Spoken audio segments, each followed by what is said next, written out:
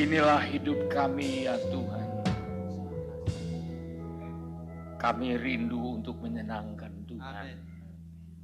Walaupun hidup kami ini serba terbatas. Namun hati kami menginginkan Engkau. Sebab Engkau yang bisa memulihkan hidup kami. Engkau yang mengampuni segala dosa dan salah kami. Engkau juga yang bisa merubah nasib kami. Amin. Di tangan-Mu ada kuasa. Amin. Yang sanggup mengerjakan perkara besar. Amin. Agar hidup kami ini semakin baik dan berbahagia. Oleh sebab itu inilah kami seluruh jemaat yang boleh hadir pada sore hari ini. Kami membutuhkan Engkau berfirman. Berikanlah kami firman-Mu sebagai makanan rohani. Untuk membuat kami kenyang, puas, berbahagia, sukacita. Karena ada firman Tuhan. Karena ada Roh Kudus yang menolong kami. Oleh sebab itu Tuhan, mari lembutkan hati kami. Amin. Untuk tempat firman-Mu. Kau pakai hamba-Mu untuk menjadi saluran berkat.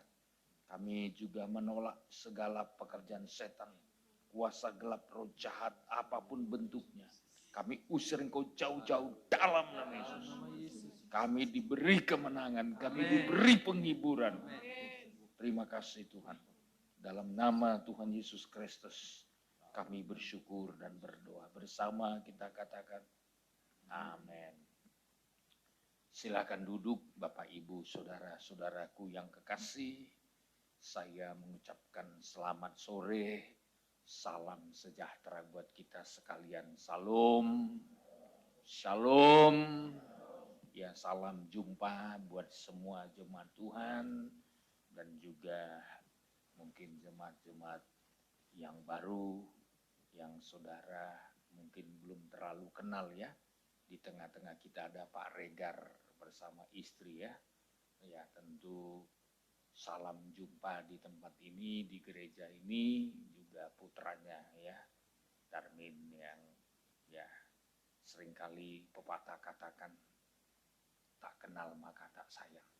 Ya, ketika kita saling kenal, sehingga saling mendoakan, saling mendukung, ya, dan ya tentu saling peduli satu dengan yang lain ya.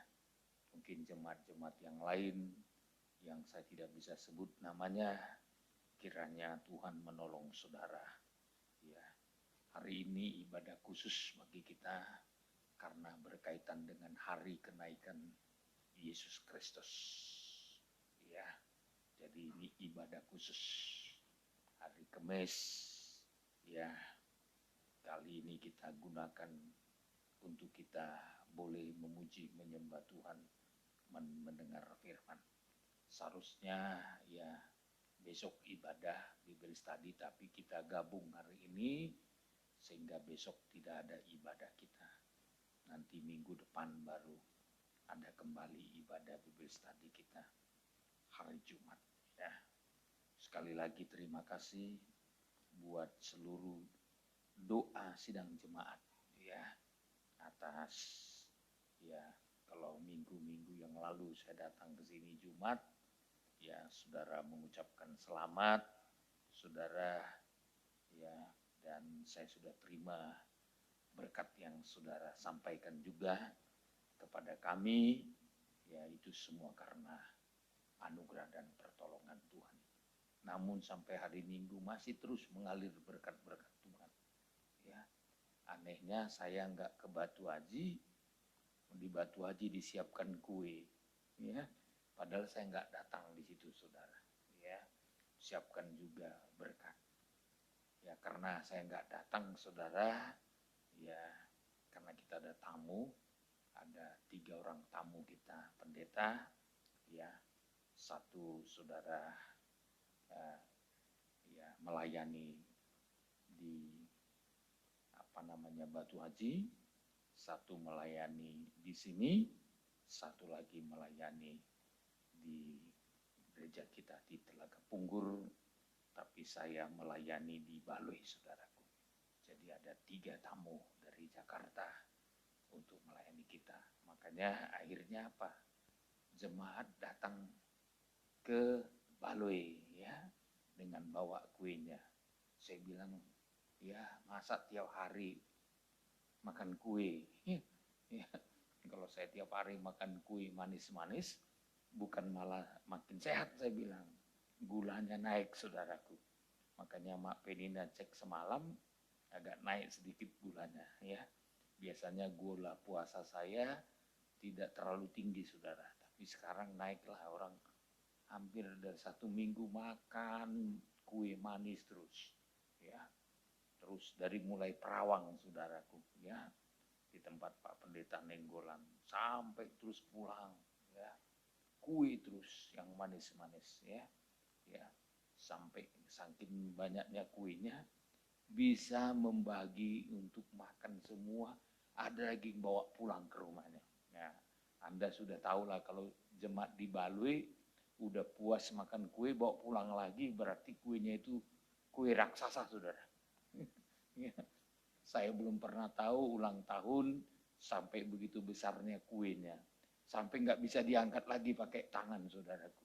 Harus pakai dorong-dorong apa itu? Kayak troli ya.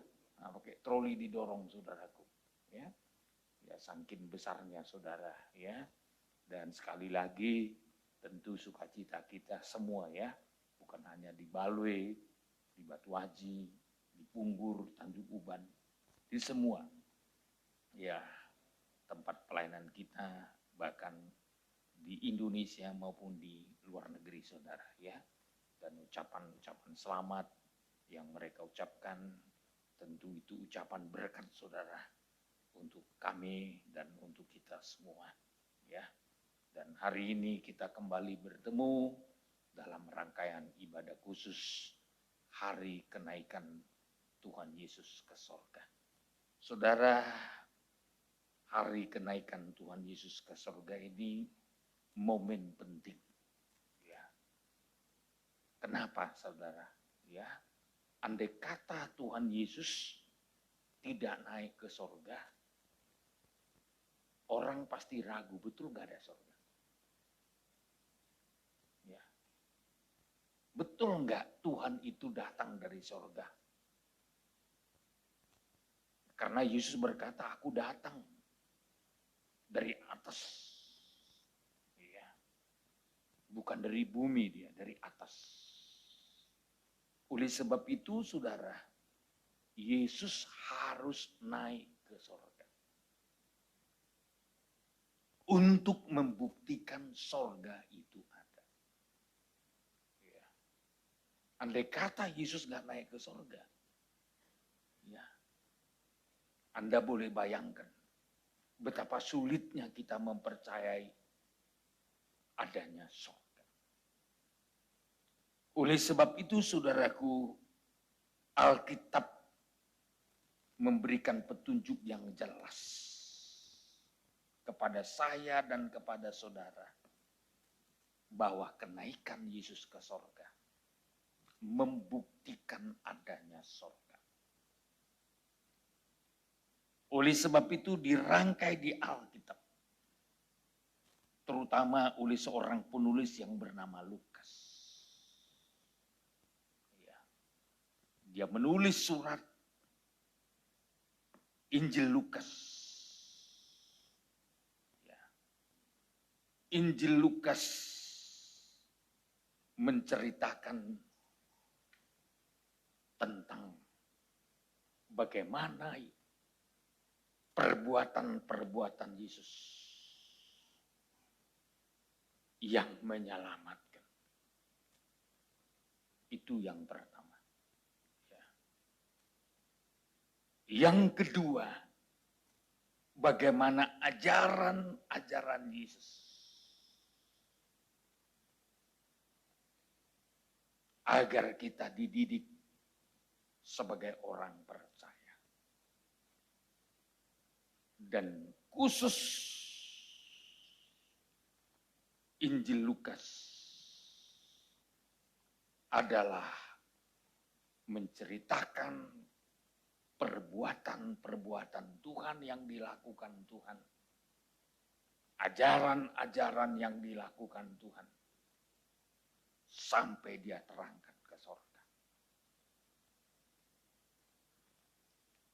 Namun Lukas tidak berhenti sampai di Injil Lukas. Dia buat surat buku yang kedua, namanya Kisah Para Rasul.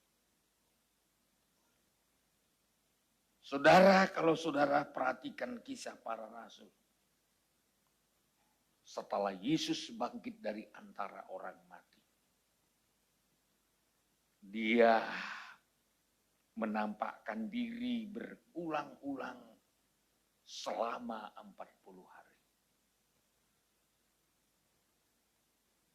Tujuannya adalah dia mau mendidik murid-muridnya agar siap untuk diutus ke tengah-tengah dunia ini agar bersedia menerima Yesus sebagai Tuhan dan Juru Selamat. Oleh sebab itu saudaraku, dalam mempersiapkan murid-muridnya untuk menjadi saksi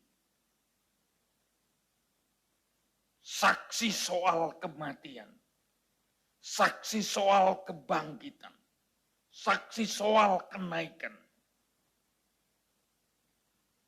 disaksikan oleh para murid-muridnya. Maka murid-muridnya harus dipersiapkan, dilengkapi dengan kuasa Tuhan. Maka saudara, ya, andai kata murid-muridnya tidak dilengkapi dengan kuasa Tuhan, mereka akan gagal menjadi saksi. Pertama, dimulai dengan kuasa lepas dari segala dosa. Yang kedua, kuasa untuk mengusir setan. Itu sebabnya Tuhan Yesus mempersiapkan murid-muridnya untuk hal itu.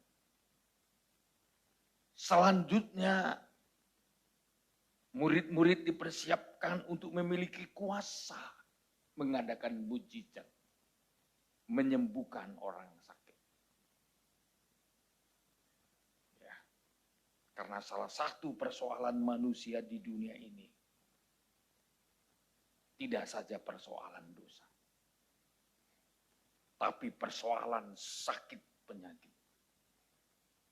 Ya. Makanya orang kadangkala, kebanyakan orang-orang Pentakosta itu datang sama Tuhan, bertobat, terima Yesus, memberi diri dibaptis. Saya melihat rata-rata kebanyakan dorongan faktor penyakit. Ya, saya masih ingat Ibu Hombing ya. Ya. Ketika saya layani, sudah diponis sama dokter sakit, saudara. Gitu ya Bu ya. Ya. Tapi lewat sakit itulah ibu ini dihantar sama Tuhan. Ya. Akhirnya bukan saja sebagai jemaat, tapi Tuhan rekrut menjadi pelayan Tuhan. Ya, maka saya senang sekali. Tadi saya dengar dari Pak Hasibuan, ternyata Ibu Hombing juga sudah mulai melayani ke kilo berapa itu? Sekuning ya, ya sudah ada, belum kuning atau apa Bu? Kelapas ya, iya, dan berarti ada orang yang keluar dari lapas tinggal di daerah Sekuning sekarang, pelayanan Ibu Hombing, mungkin Ibu Hombing nggak tahu, ya. Jadi segera kita akan buka pelayanan di sana, ya. Jadi tentu Tuhan kan ngatur begitu, ya. Diselamatkan, disembuhkan. Sekarang Tuhan siapkan kita untuk melayani Tuhan. Ya. Memang gitu cara kerjanya Tuhan.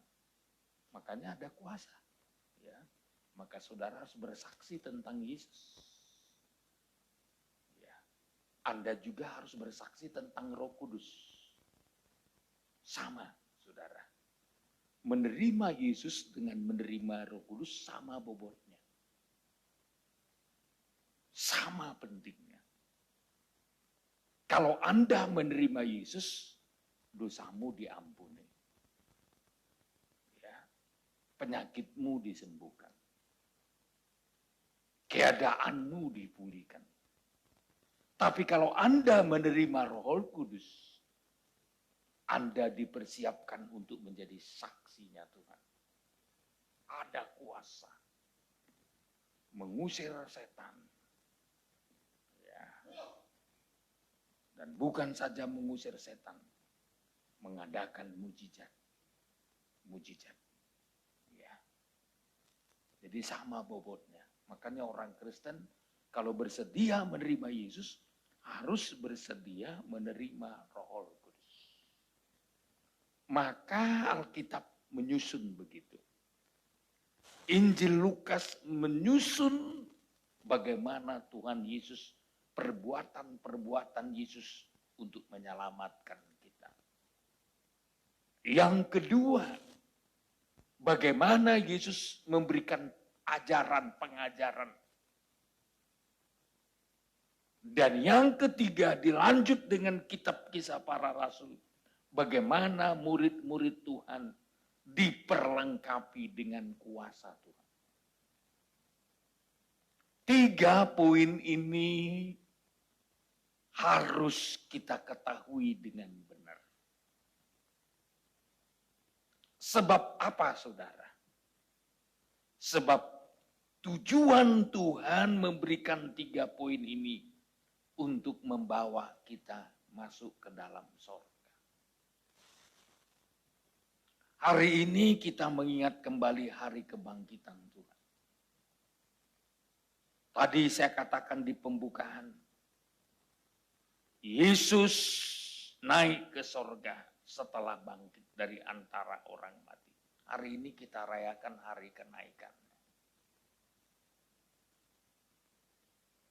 Apa pentingnya hari kenaikan Yesus?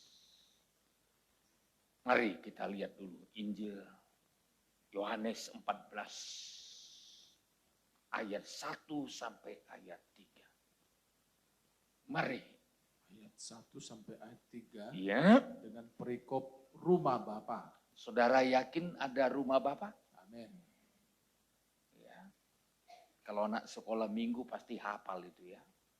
Rumahku ada di dalam surga, di tempat suci dan mulia.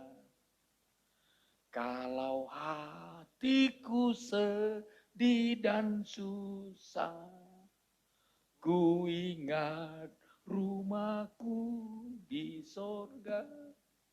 Ini kalau dulu, kalau saya waktu ngajar sekolah minggu, ya, biasanya lagu ini populer sekali. Ya. Tetapi sebenarnya ini menunjuk kepada firman Tuhan yang berkata, rumah Bapa. Ya. Kalau saudara mengerti tentang rumah Bapa, saudara pasti rindu ke sana. Haleluya. Rindu ke surga. Tapi biasanya orang rindu ke surga itu kalau hati sedih dan ya kalau masih kaya, nikmati dulu dong katanya. Ya. Biasanya begitu, tapi kalau udah sakit, dibilang dokter, umurmu 2 minggu lagi, baru diceritakan tentang surga, mulai terbuka hatinya. Ya. Makanya saya bilang berbahagialah kalau orang-orang kaya sudah rindu ke surga walaupun masih kaya. Haleluya. Ya. Banyak kali orang lupa tentang sorga karena nyaman tinggal di dunia ini. Karena enak, saudara. Punya harta, ya. Ini.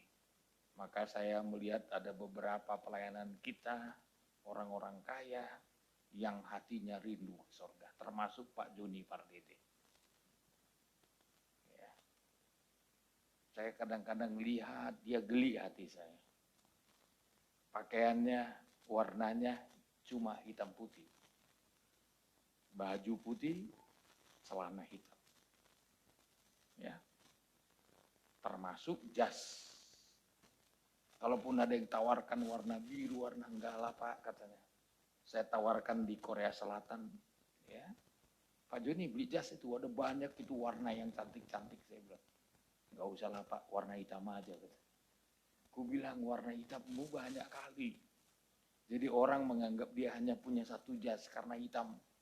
Terus ya, masih beda dengan saya. Kalau saya ada warna biru, ada warna abu-abu, ada warna coklat, ya, dan lain-lain. Kalau dia memang hitam, kalau jasnya, ya, bajunya putih.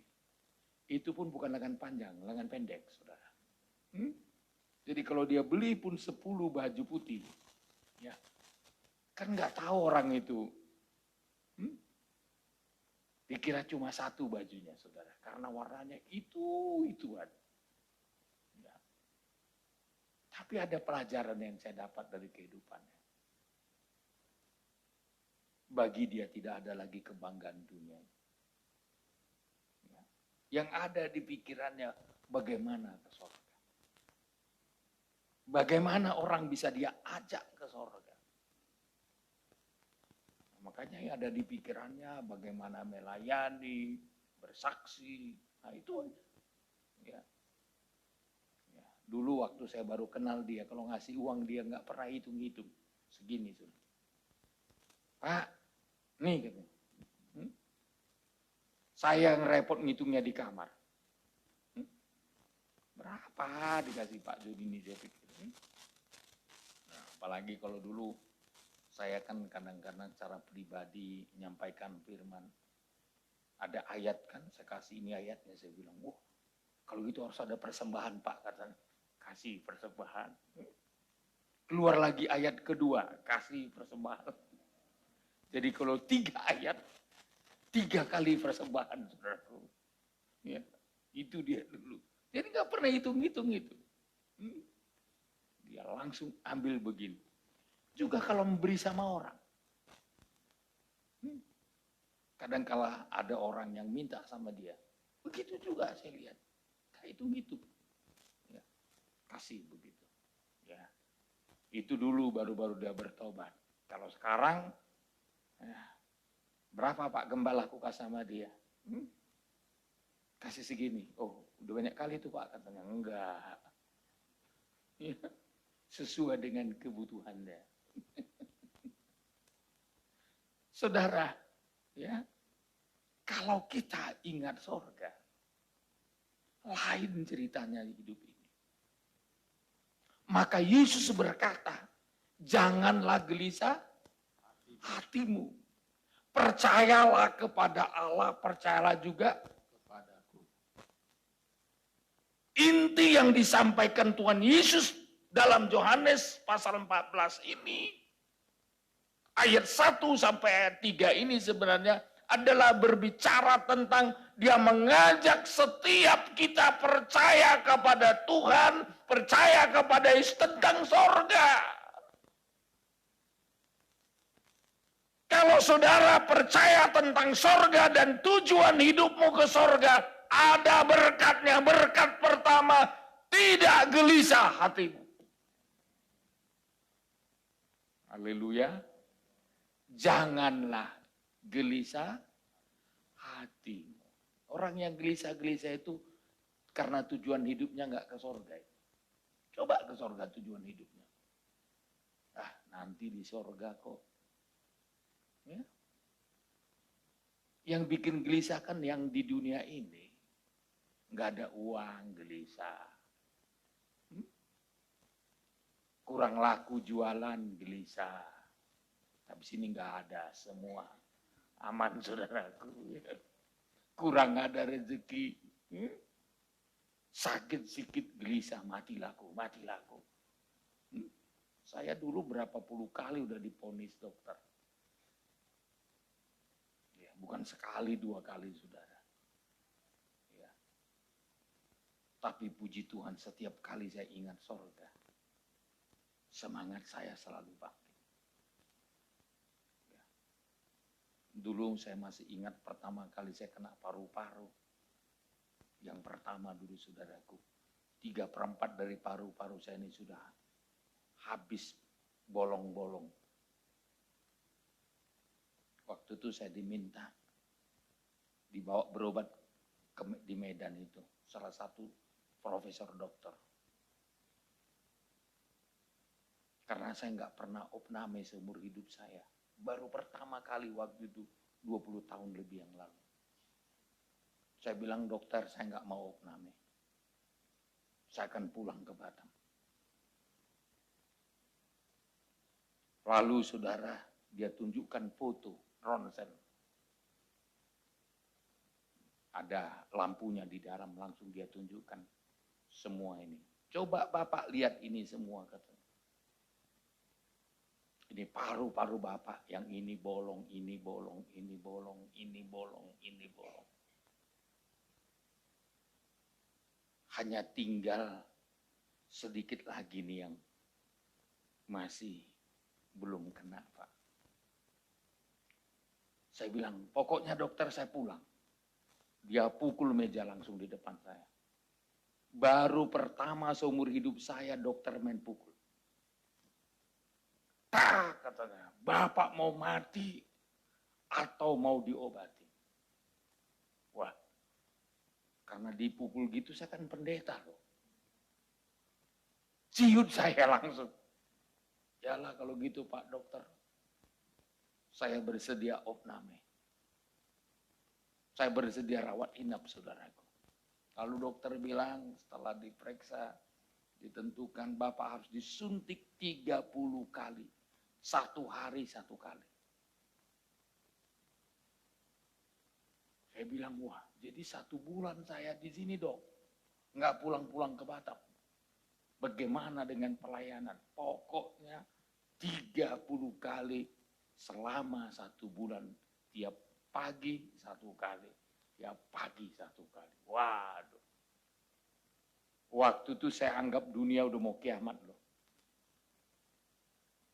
Karena sepanjang umur saya melayani Tuhan. Bisa saya katakan hampir jarang saya tinggalkan jemaat. Tapi kali itu saya harus rela. Lalu saudaraku saya diopname. Ya. Dalam hatiku, waduh, saya seperti di penjara ini. Ya. Ibu di Batam, saya di Medan diopname. Tapi karena skedul KKR, seminar sudah dipampangkan di spanduk-spanduk. Ya. Saya bilang sama perawat, "Sis tolong ya, nanti jam 10 buka." Ya. Kemana Pak? Saya mau seminar, ngajar pendeta. Ya. Karena rumah sakitnya rumah sakit Pak Joni, perawat nggak berani bantah. Iya Pak, iya Pak, iya Pak. Cek buka saudara. Seminar tapu. Jam 12 balik lagi ke rumah sakit, masuk lagi. Top. Begitulah saudara. Ya. Tapi saudara, apa berkatnya saudara? Saat saya rawat inap di Medan, saat itulah Pak Joni datang besok. Basa-basi dia datang dengan pakai celana pendek. Pak Silito, ya masuk Pak Joni, masuk Pak Joni. Ya, kan sakit paru-paru loh. Orang kan alergi loh, dekat sama orang yang penyakit paru-paru. Tapi Pak Joni berani masuk ke kamar saya. Langsung duduk karena ruangannya kan Presiden Suite, saudara ya. Jadi ada ruang tamunya, ada penginapnya, ya, lalu duduk dia. Ya, saya ada di tempat tidur yang bisa diputar-putar angkat itu kan. Nah, waktu itu Pak Barani yang menjaga saya. Ya, dia tanya sama saya ayat waktu itu. Pak Gembala katanya. Ya belum Pak Gembala waktu masih Pak Silitonga. Pak Silitonga. Ya, kita baru bikin KKR di Pardede Hall. Ya. Saya lihat semua ada pakai segala nuansa orang Batak. Pakai gondang lagi ketang-kedung. Dia tanya sama saya. Ya. Apa pendapat firman Tuhan tentang kayak gini? Saya bilang, Bapak mau tahu? Gue bilang, oke, ini ayatnya. Sampailah kepada intinya. Percuma kamu beribadah. Kalau kamu masih lakukan perintah manusia, bukan firman Tuhan. Langsung dia telepon pendetanya. Pendeta, sini kau dulu, katanya. Datanglah pendetanya, saudaraku. Kamu bilang bisa. Alkitab bilang nggak bisa. Mana yang mau saya turuti? Kamu atau Alkitab? Udah gini-gini pendeta. Lalu terus lagi dia bertanya ke berikutnya. Tiap pagi Bible study. Dari mulai pagi sampai jam 2 malam. Selama 2 minggu. Katanya Pak boleh makan darah. Mana Alkitab gimana? Saya bilang Alkitab melarang jangan makan darah. Karena itu nyawa. Telepon lagi pendetanya. Kata Bapak bisa makan darah. Karena semua makanan sudah dikuduskan. Ternyata Alkitab mencatat. Ini ayat. Saudara, ya kan saya gak sungkan. Ya, menyampaikan kebenaran, resikonya dia harus mengambil satu tindakan. Pendeknya selama 2 minggu, saya dirawat di situ. Terus Bible study. Dengar firman Tuhan. Lalu dokter bilang sama saya, Pak Silitonga, Bapak datang ke Medan ini dirawat di sini, di rumah sakit ini, perawatan atau yang lain. Ku dengar Bapak KKR seminar tiap hari. Iya dokter, saya bilang. Pagi cabut dulu, masuk lagi. Itu Pak nggak bisa. Kalau Bapak dirawat, rawat aja dulu KKR nanti. Saya bilang nggak apa dokter, dua-duanya. Ya, rawat sekaligus KKR. Aduh, katanya. Tapi apa mujizatnya saudara? Selama diponis 30 kali suntik, ternyata mujizat jadi 15 kali. Setelah dicek, cukup 15 kali suntik. Akhirnya saya selama 2 minggu saja dirawat. Saya sudah bisa kembali ke Batam dengan membawa obat. Tapi apa yang menguatkan hati ini? Sorga. Kegelisahan kita terhadap semua persoalan hidup kita ternyata terkalahkan oleh sorga. Haleluya. Kalau saudara yakin saudara masuk surga, saya yakin gak takut mati.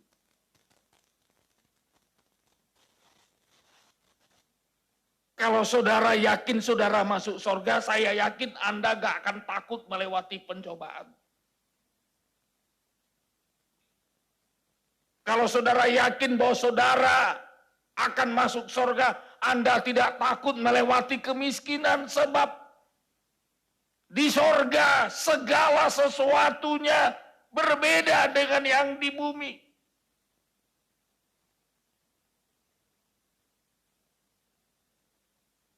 Makanya Tuhan Yesus berkata, jangan gelisah hatimu. Percayalah kepada Allah, percayalah juga kepadaku. Soal apa yang diingatkan Tuhan? Coba ayat 2. Ayat 2. Ya. Di rumah Bapakku banyak tempat tinggal. Apa? Di rumah Bapakku banyak tempat tinggal. Amin. Amin. Saudara yakin ada tempatmu di sorga? Amin. Di rumah Bapakku banyak tempat Tinggal. Sudah ada tempat tinggal kita di sorga. Berarti di dunia ini hanya numpang lewat.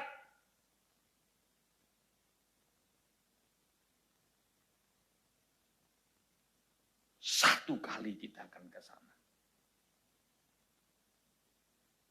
Maka saya kalau ingat tentang ini, saya ingat lagu Jawa.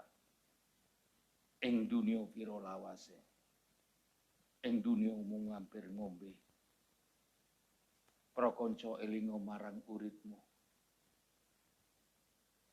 Pasrano marang gustimu.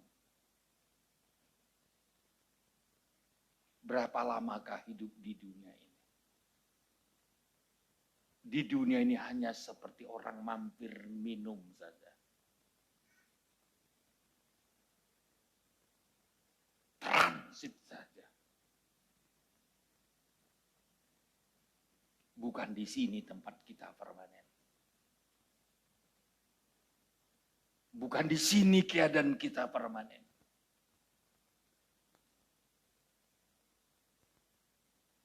Di sini hanya hidup sebuah perjalanan.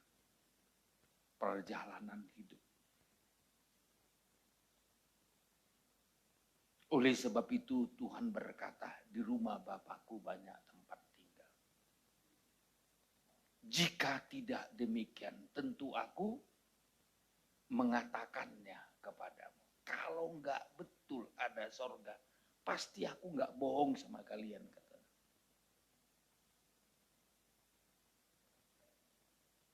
Tuhan sedang berterus terang. Di rumah Bapa di sorga ada banyak tempat. Adalah peluang untuk siapa yang mau percaya. Siapa yang mau diubah Tuhan. Siapa yang mau dipulihkan Tuhan. Dia punya tempat di sorga. Maka Yesus terangkat ke sorga mau menunjukkan kepada dunia. Saudara-saudara, sorga itu benar-benar ada. Aku datang dari sorga, aku kembali dari sorga.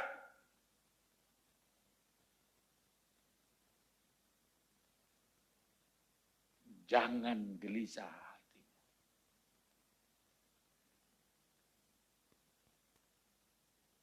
Saudara, yakinkan Tuhan. Sebab aku pergi ke situ untuk menyediakan tempat bagimu. Yesus terangkan ke sorga ada tugasnya. Menyediakan tempat. Dia bukan di alam maut. Dia sudah bangkit dari antara orang mati. Sekarang dia sudah ada di sorga.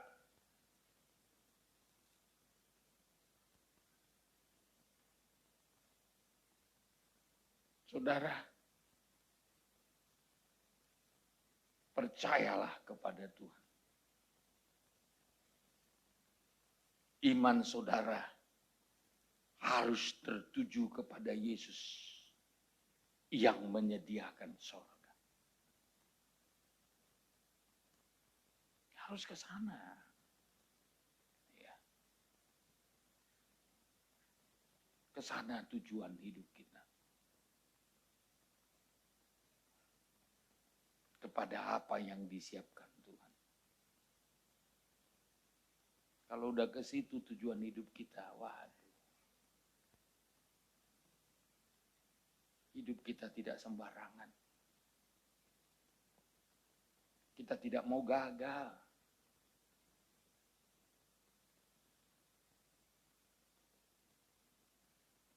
Kalau Pak Kasanda mengatakan, Tuhan paling senang kalau kita berhasil.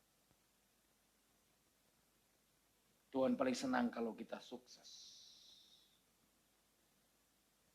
Maka Tuhan melakukan apa saja demi kesuksesan kita. Mati pun dia rela, asal saudara selamat. Apa saja dilakukan Tuhan, agar kita dipulihkan Tuhan.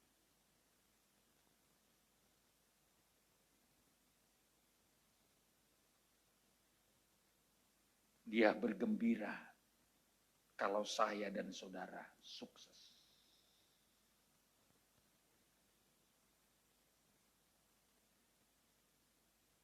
Dia nangis sebenarnya kalau melihat saudara gagal.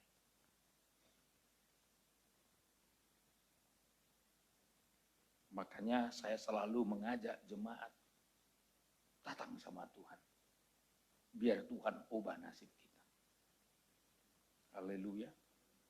Masih yakin nasibmu bisa diubah Tuhan? Jangan bilang gak bisa.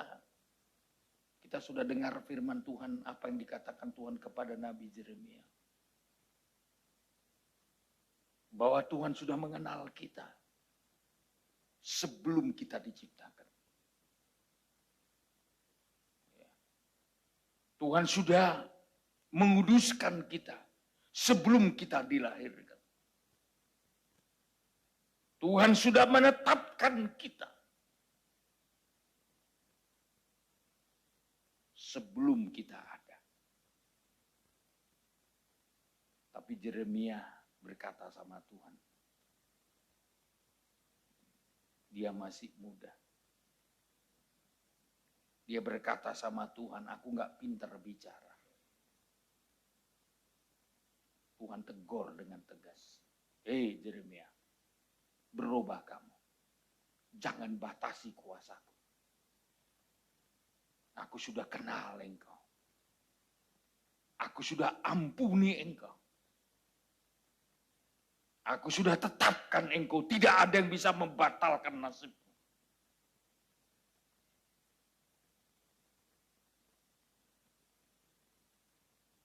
Seringkali kita batas-batasi Tuhan.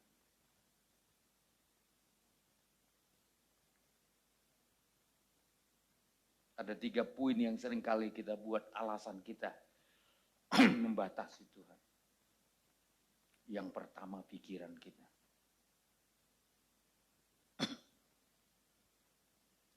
Kita sudah memikirkan yang negatif tentang nasib kita, tentang hidup kita. Ini pikiran ini dong. Orang besar, orang sukses itu dimulai dari pikiran.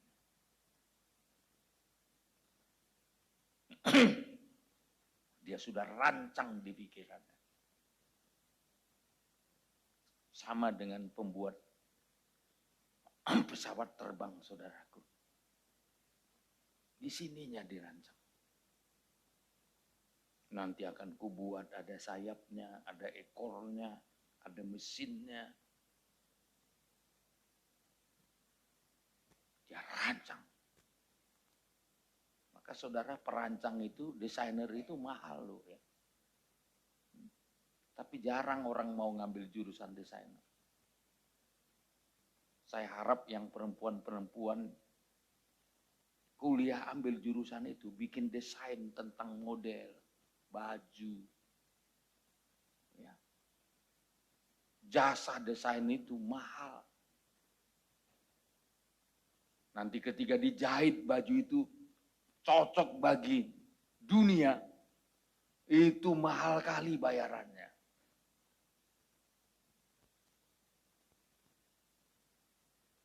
Gak sebanding dengan tukang jahit. Tukang jahit sih berapa gajinya? Tapi coba bisa mendesain.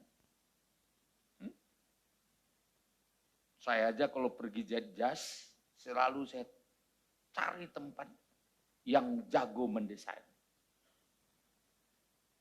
Jadi kalau di Medan saya, tukang jahit saya itu penjahit Mandarin. Kenapa saudara? Karena badan saya cocok dengan orang Chinese. Sampai warna-warnanya. Warna ini dijahit di sana loh ini.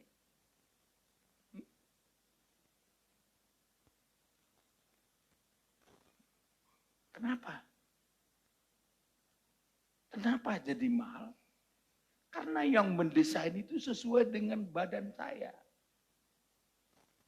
Kan ada jas model yang gini, lipat gini tuh, dikancing di samping gini.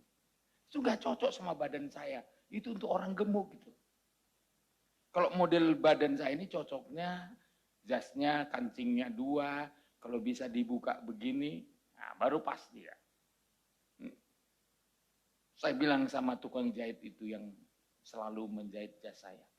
Kenapa Bapak ambil desain yang seperti ini? Ini badannya orang Asia. Bukan badannya orang bule. Jadi kalau saya kasih Bapak model jasnya orang bule, nggak pas ke badan Bapak. Badan Bapak orang Asia. Ini yang cocok katanya bikin gini-gini. Tapi Pak, harganya ini agak lebih mahal sedikit. Saya bilang yang penting cocok ke badan saya. Supaya jangan saya pakai kampungan, saya bilang. Biar kalau saya khotbah agak keren sedikit. Haleluya. Senang gak lihat pendetamu keren? Ya, kalau sempat jasnya aja kebesaran coba kira-kira. Ini kan pas-pas kan ini ke badan ini lihat sendiri. Saya kasih tunjuk sama saudara. Pas sekali.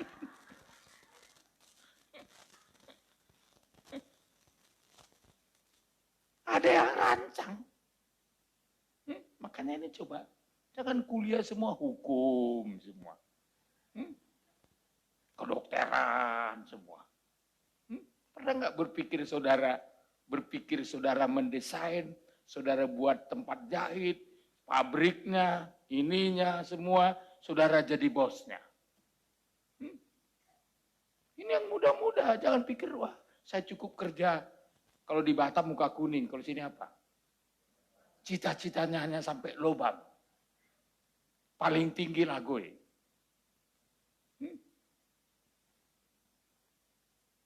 Saya mau katakan kepada saudara, pikiran menentukan. Rancang di pikiranmu hal yang positif. Haleluya. Ini. Yang kedua, perkataan. Perkatakan yang positif tentang dirimu, tentang Tuhan. Katakan Tuhan sanggup, Tuhan baik, Tuhan dahsyat, Tuhan hebat. Jangan lihat keterbatasan saudara. Jangan lihat kekurangan saudara, tapi lihat Tuhan yang sanggup. Perkatakan dulu.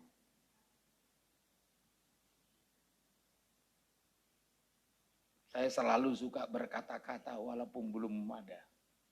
Semalam saya langsung kasih booking fee untuk 5 rumah. Sampai terkejut apanya, apa yang ditanya Sofian, yang marketingnya. Saya bilang 5. Sebenarnya mau saya beli 8, saudara. Ya.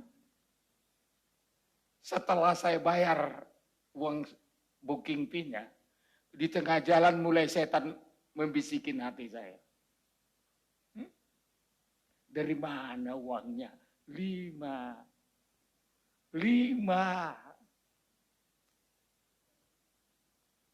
Sampai saya ke Batam, masih juga berbicara di dalam hati saya. 5.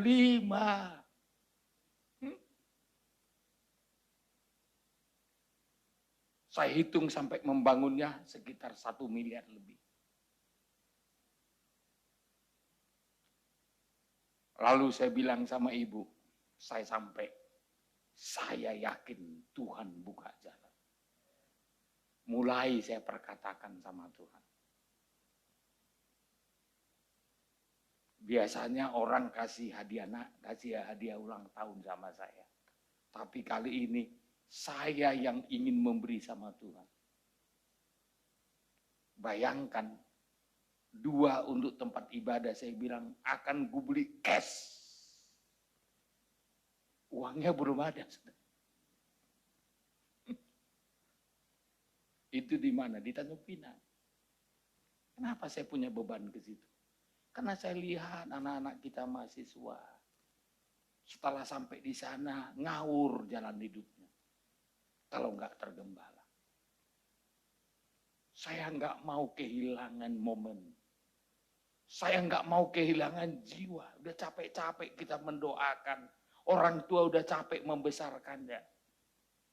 Jangan sampai mereka jadi sarjana, tapi terhilang dari rencana Tuhan. Kita berhasil menyekolahkannya sampai berpredikat S1. Tapi kalau mereka terhilang dari rencana Tuhan, untuk apa semua?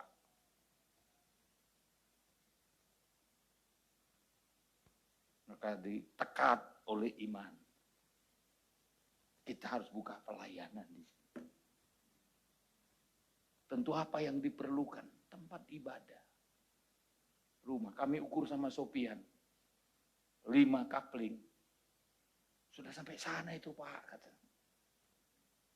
Lebih panjang dari gereja kita. Jadi saya sudah mulai bicara iman. Tuhan sediakan. Tuhan sediakan. Saudara tahu berapa hari tempohnya? 10 hari. Jadi 10 hari ini saya harus punya uang untuk pertama paling tidak 300 juta.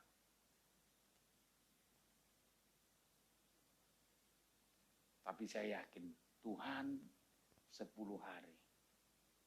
Sekian ratus juta. Sekian ratus juta. Ya. Udah mulai komat kamit saya. Tadi mau mandi pun, Tuhan tolong. Saya yakin. Ya. Buka Alkitab pun yang di otak saya, Tuhan sediakan. Kalau yang lain Tuhan tolong, kenapa kami enggak Tuhan tolong? Tadi udah saya bilang Pak Sibuan bisa enggak pinjam rumah Pak Subian? Kenapa? Karena langsung Tuhan kirim jiwa. Ini enggak ngomong kosong loh. Masih kita rencanakan dalam pikiran dan hati kita. Tuhan siapkan jiwa. Jiwanya bukan dari sini, dari Bogor. Cari tempat ibadah.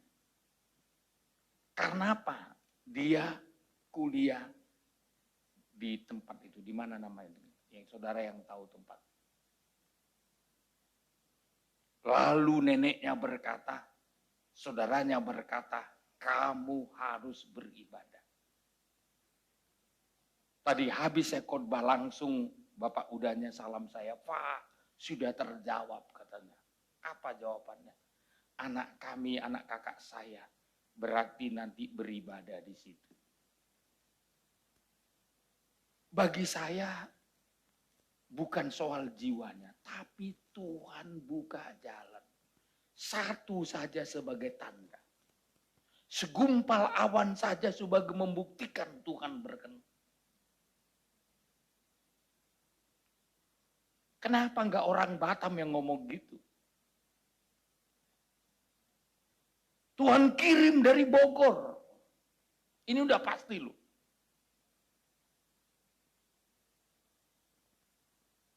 Supaya kita yakin. Lalu membicarakannya. Kenapa? Seringkali tidak terbukti karena perkataan kita negatif. Belum apa-apa.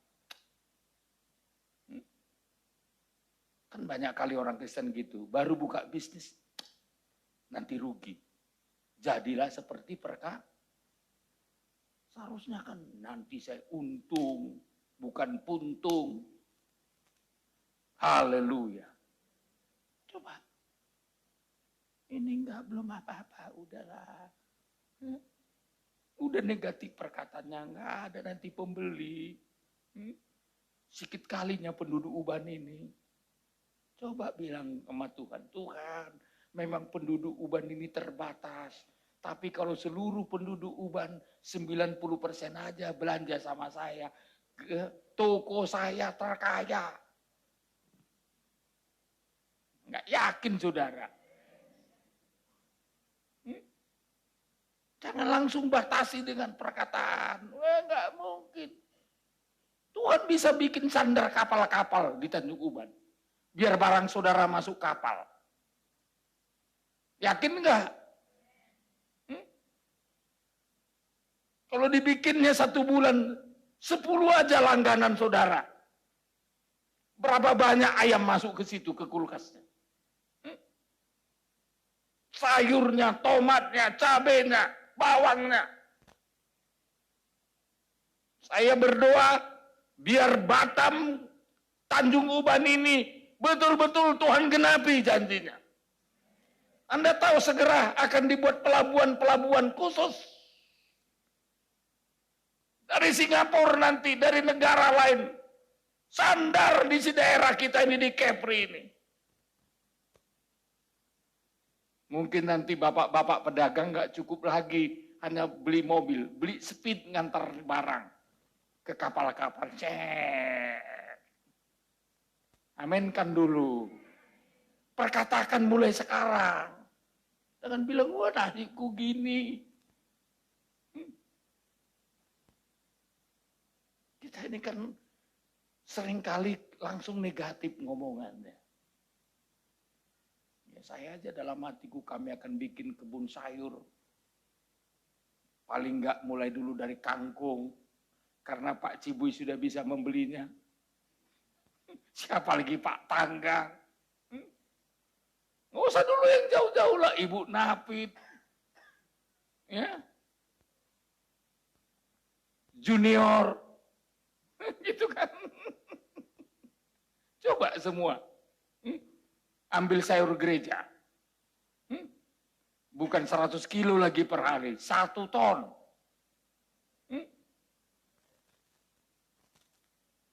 Yang kerja diberkati, pasti diberkati. Oh, saya bahasa iman dulu ya. Jangan langsung. Gak laku nanti itu. Siaplah kita kalau begitu hidup ini.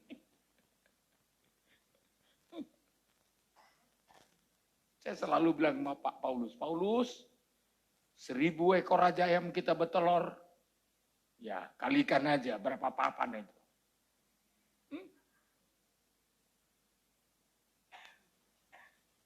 Paling tidak kita bisa kasih makan orang lain. Gak usah kita, gak usah Pak Gembala. Pak Gembala diberkati kok. Tapi saya rindu orang lain diberkati lewat kita. Sekarang ayamnya yang betelor 94 ekor. Sudah bingung si Paulus ngantarnya mau kemana. Dalam hati saya bukan 100 ekor, bukan 1000 ekor. 1 kandang 5000 ekor. Kotek pagi 5.000.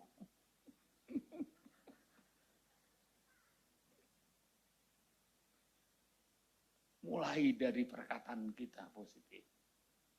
Jangan bilang mati nanti semua itu budilun. Nggak jadi kita bikin. Padahal lagi nyanyi, Allahku luar biasa. Allahku luar biasa. Allahku luar biasa dalam segala perkara. Amin. Amin. Ini harus kita bilang luar biasa Tuhan. Kalau kita semua ini jadi kaya, aminkan dulu. Gereja kita ini paling kaya. Tiang ini saya rombak semua. Mungkin bikin sampai ruko di belakang ini jadi gereja semua. Ya, parkirnya di tanah di sana. Bikin pakai balkon. Ya. Musiknya harus yang tercanggih. Sama di depan dan di belakang. Haleluya. Nggak ada lagi yang danga-danga. Geser semua yang danga-danga. Yang terbaik, saudaraku. Perkatakan dulu. Ya sama kan di Bali dulu. Saya sama anak saya perkatakan itu, Pak. Nanti sound kita harus telinga kita yang dikejar, Pak, katanya. Sekarang betul loh. Mau kemana saudara nggak bisa menghindar. Di sudut sana saudara sama suaranya dengan di sudut sana. Di depan sama di belakang sama. Tapi kita belajar dulu memperkatakannya. Dari mana duitnya? Dari Tuhan. Waktu itu sebenarnya saya dapat janji dari orang 10 miliar. Udah ngomong sama saya begini, Pak, minggu depan Pak ya 10 miliar masuk ke rekening Bapak. Saya salah saudara, nggak langsung saya aminkan. Saya bilang gini, mana mungkin 10 miliar. Memang nggak saya ngomong gitu di hatiku. Tapi rupanya Tuhan tahu hati. Saudara tahu karena saya udah gini, nggak mungkin. Dari 10 miliar turun jadi 500 juta. Saya dijanjikan 10 miliar. Akhirnya yang cair cuma 500 juta. Sejak itu saya bertobat, saudara. Kalau udah dibilang orang 10 miliar, langsung saya tangkap, amin. Kalau sekarang ya. Akhirnya saudaraku saya bilang, Tuhan, karena Tuhan kasih cuma 500 juta. 5 rupiah pun aku tidak ambil itu. Semua untuk Engkau. Saya bilang sama anak saya, pesan sound system seharga 500 juta. Itulah yang sekarang yang ada. Kalau kita sekarang beli itu 2 miliar, saudara. Dulu masih 500 juta. Makanya saya nggak mau untuk kedua kali ke Seleo. Saya mau mengajak saudara jangan sampai perkatakan yang negatifnya. Nggak mungkin. Kalau saya bilang waktu itu, amin Tuhan 10 miliar masuk rekening. Yang lucunya sudah ada yang bagi-bagi. Bukan saya yang bagi-bagi, saudara. Kawan pendeta. Pak, nanti sama aku ya, 100 juta ya. Yang satu lagi bilang, Pak, sama aku sekian ratus juta ya. Dari mana kalian tahu? Ada yang ngomong katanya. Waduh. Seharusnya kan saya bilang amin. Orang udah pada tahu, saudaraku. Akhirnya nggak datang yang 10 miliar itu. 500 juta. Makanya belajarlah berkata-kata yang benar.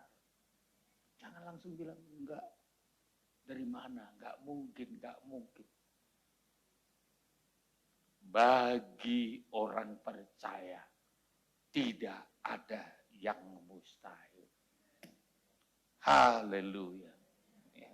Makanya saya suka berkata-kata.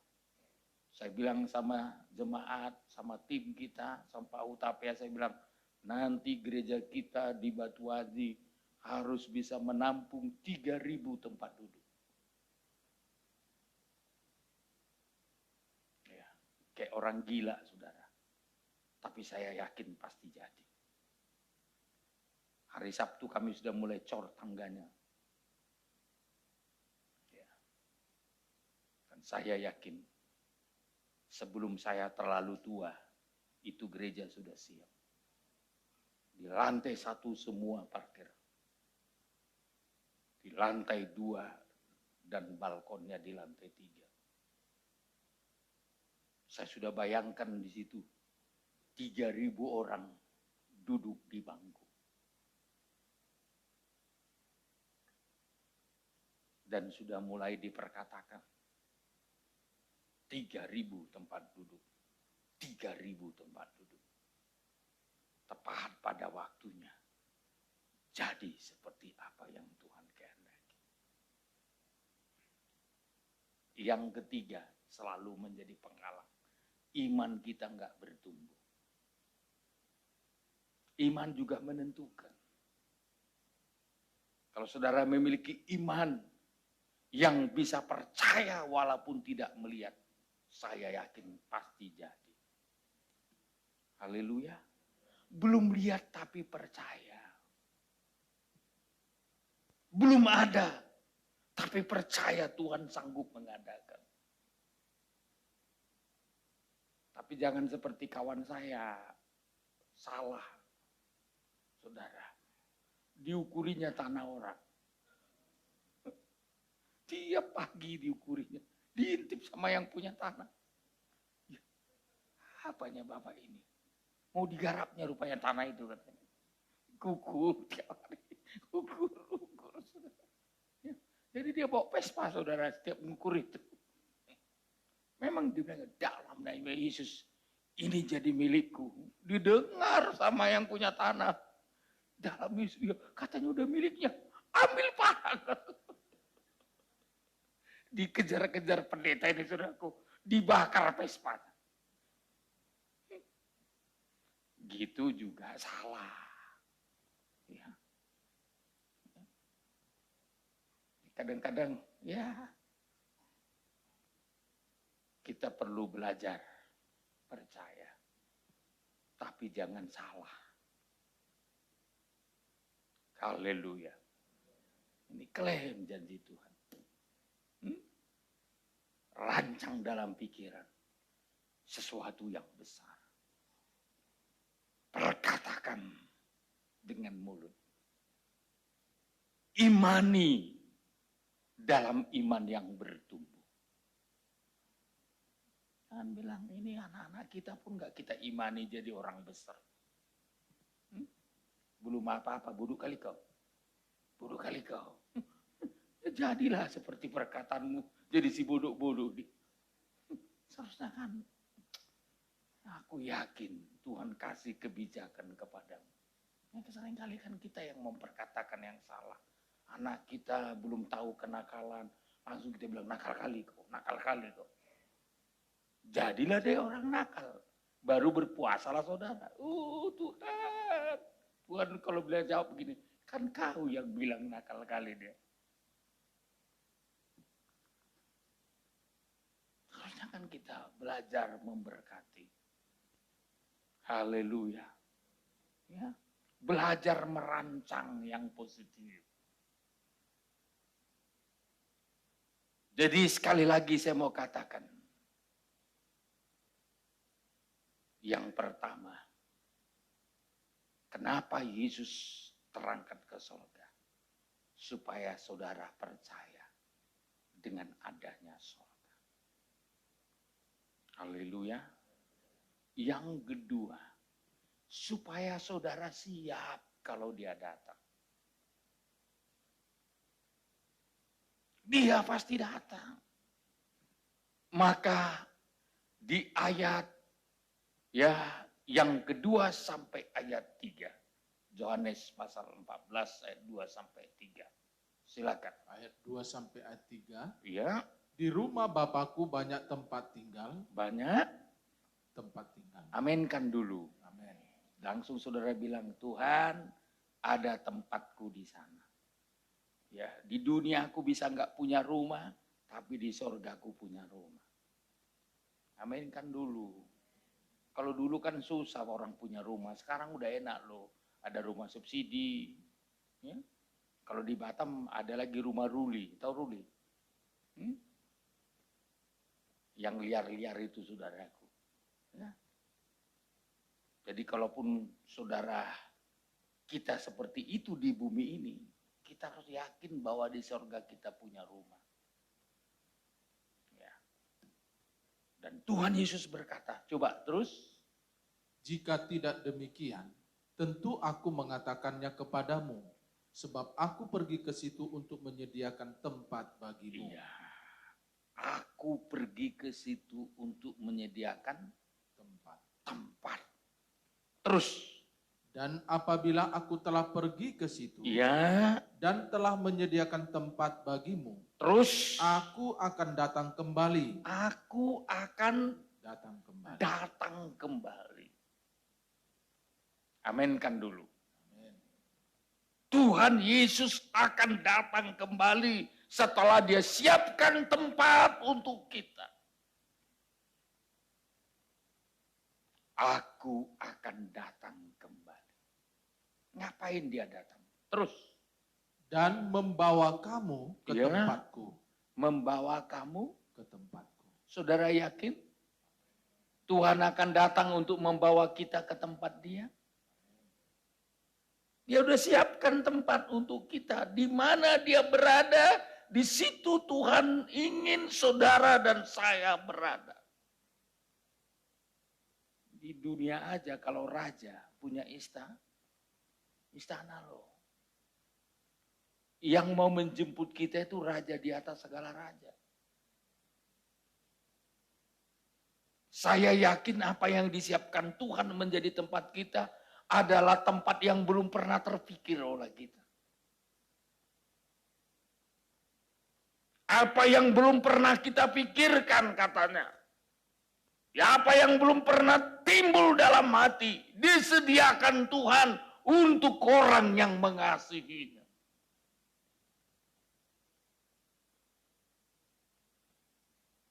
Di dunia saja seorang raja punya istana.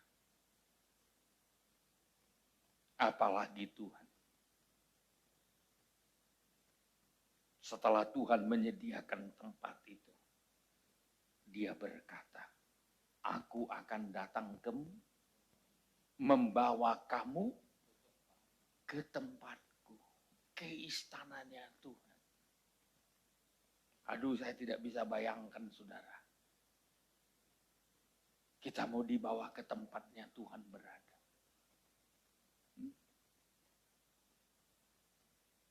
Betapa istimewanya hidup saya dan hidup saudara. Tuhan siapkan tempat di mana Dia berada supaya kita berada di situ. Saya yakin tidak seperti yang diciptakan manusia. Orang selalu menggambarkan surga itu lantainya emas. Ya, saya yakin ya apa yang disiapkan Tuhan lebih daripada yang kita perkatakan di bumi ini. Ya. Mungkin di bumi ini emas itu berharga, tapi surga enggak.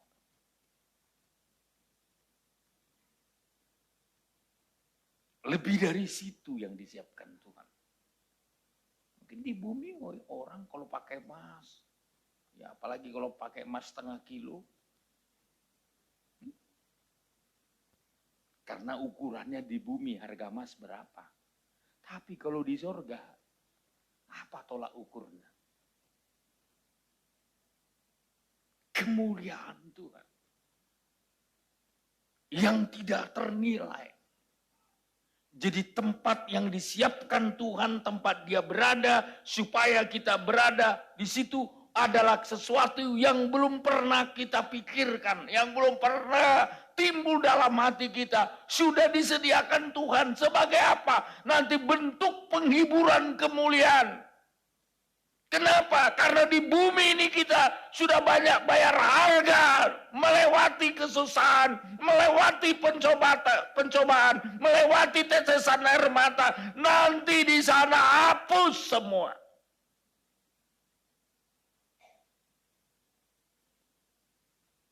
Gak bisa dibandingkan loh.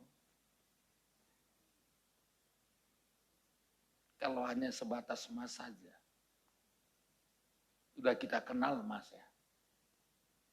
Tapi saya yakin di surga itu lebih dari emas. Lebih dari perak dan permata. Aku akan datang kembali dan membawa kamu ke tempatku. Supaya di tempat di mana aku berada, kamu pun berada. Jadi pertama kita diajak untuk percaya. Kedua kita diajak untuk mempersiapkan diri kalau Tuhan datang. Siapkan dirimu kalau Tuhan jemput. Supaya kita layak. Karena enggak semua boleh masuk surga. Makanya coba ayat 3 sekali lagi, Pak. Ayat 3. Dan apabila aku telah pergi ke situ dan telah menyediakan tempat bagimu. Enggak semua ya. Tuhan bicara ini kepada murid-muridnya. Dia tidak berbicara kepada orang berdosa. Tapi dia berbicara kepada orang percaya. Makanya nanti kan Thomas tanya. Di ayat 5 dulu. Thomas kan tanya loh. Ayat 5. Kata Thomas kepadanya, Tuhan, kami tidak tahu kemana engkau pergi. Apa? Kami tidak tahu kemana. Nggak tahu. Padahal Tuhan katakan tadi apa? Aku pergi untuk menyediakan tempat. Thomas berkata nggak tahu kami kemana. Jadi si Thomas ini gambaran orang Kristen yang tidak tahu dari mana Tuhan mau kemana Tuhan.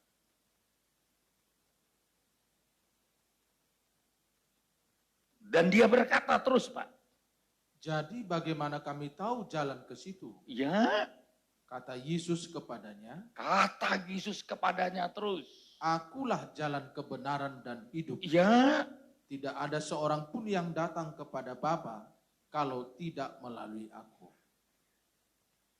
Jadi bayangkan dari antara murid saja tidak semua percaya.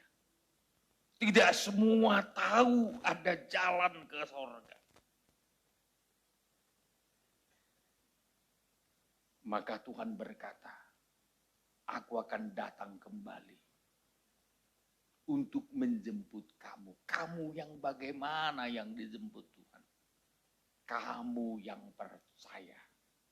Kamu yang mempersiapkan diri.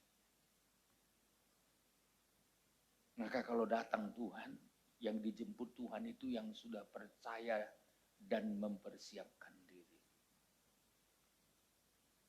Itu yang akan dibawa masuk ke surga.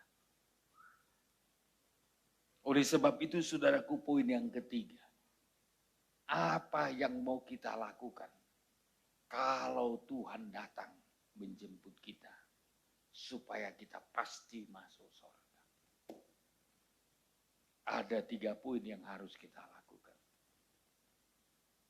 3 poin yang harus kita lakukan. 1 Tesalonika 1 ayat 9 sampai ayat 10.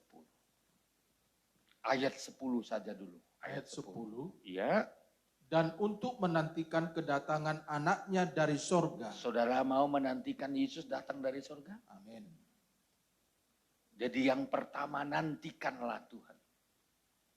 Dia pasti datang dari sorga untuk menjemput kita, membawa kita ke sorga. Kenapa saudara? Terus? Yang telah dibangkitkannya dari antara orang mati, ya, yaitu Yesus yang menyelamatkan kita dari murka yang akan datang. Jadi percayai Tuhan, nantikan Tuhan yang datang dari sorga untuk menjemput kita.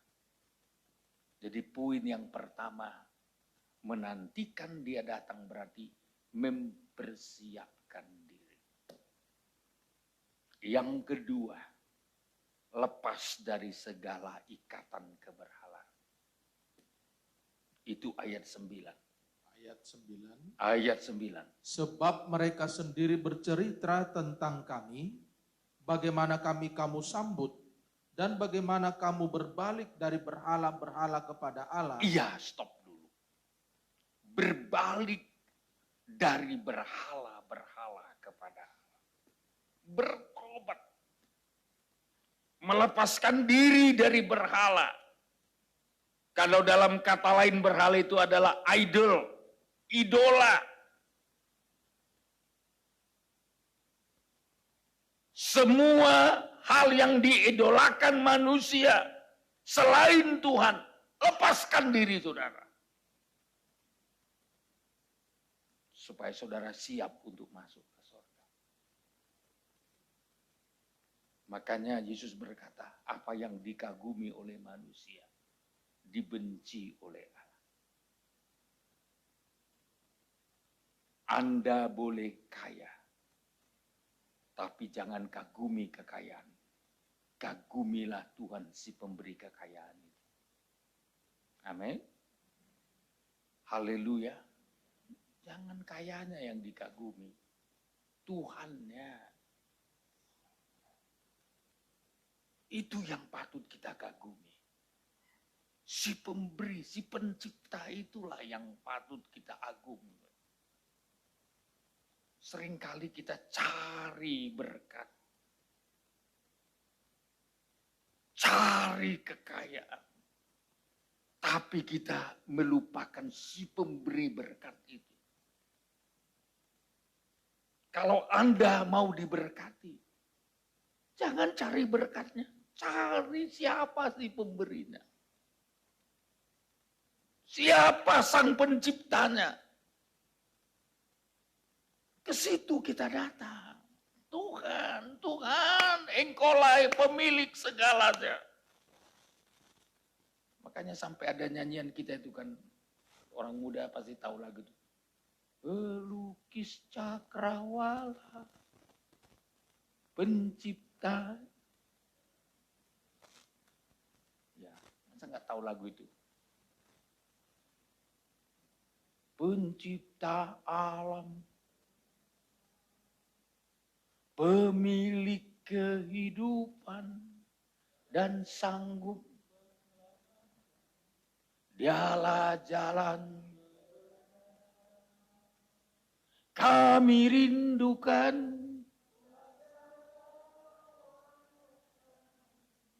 kebangkitan. Oh, kuat.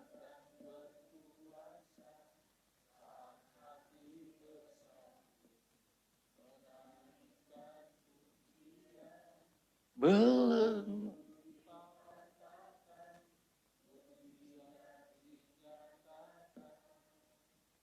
Gadis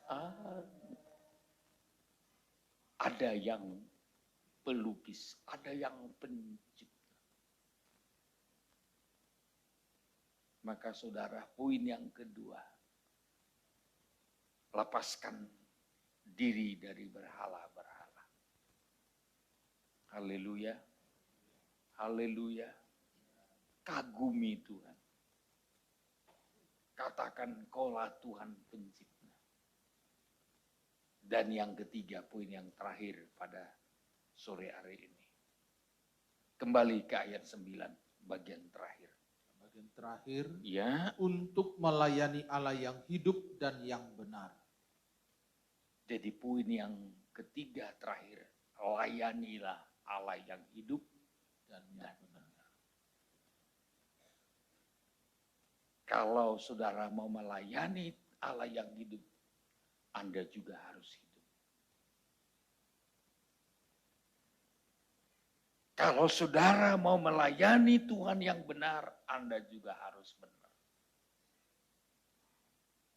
Maka saya selalu mengatakan, hiduplah sebagai orang benar. Mulai dari hidup kita pribadi, harus benar. Berlanjut dengan nikah kita, harus benar. Makanya, maka kita perlu dipulihkan Tuhan dalam soal nikah kita. Suami istri harus bertobat. Suami istri harus beribadah kepada Tuhan. Suami istri harus mengandalkan Tuhan. Supaya anak-anak ngikut. masuk ke dalam nikah yang benar. Dan yang ketiga, kalau tadi hidup pribadi benar, 2 nikah benar, yang ketiga penggembalaan benar. Karena banyak orang bergereja tapi belum tentu digembalakan dengan benar. Amsal 12 ayat 26. Amsal pasal 12 ayat 26. Ayat 26. Ya, Orang benar mendapati tempat penggembalaannya. stop. Apa katanya? Orang benar mendapati tempat penggembalaan. Mendapati, punya tempat penggembalaan. Jadi bukan sekedar masuk gereja. Ada banyak orang masuk gereja tapi belum menemukan tempat penggembalaan. Kalau disebut tempat penggembalaan itu, di situ dia dipelihara, di situ dia dipulihkan, di situ dia dididik, di situ dia dipersiapkan. Jadi bukan hanya sekedar masuk gereja. Memiliki tempat penggembalaan yang benar.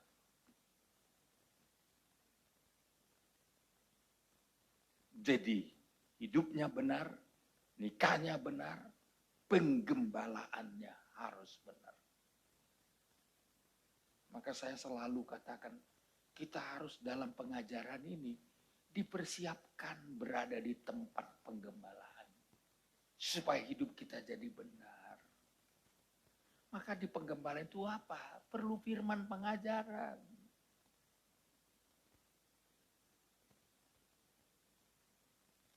Bukan hanya hora-hore. Ya. Bukan sekedar hanya ngumpul-ngumpul. Sosial. Sekarang banyak kali gereja berubah fokusnya. Dari rohani kepada sosial.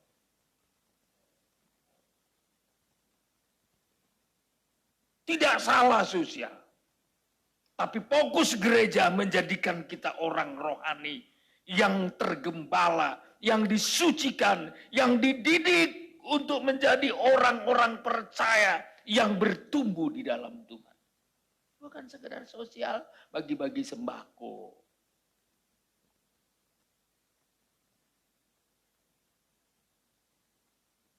Ya pikir kalau udah bagi sembako langsung masuk surga. Tapi saudara dididik, kita semua dididik. Berada pada tempat penggembalaan yang ditunjukkan Tuhan. Supaya apa saudara? Supaya kita siap menantikan kedatangan Tuhan. Tuhan Yesus pernah berkata, orang miskin selalu ada padamu. Tapi aku tidak selalu ada padamu. Orang miskin kapan saja, di mana saja ada. Tapi Yesus berkata, aku tidak selalu ada di antara kamu. Aku akan pergi ke rumah Bapa.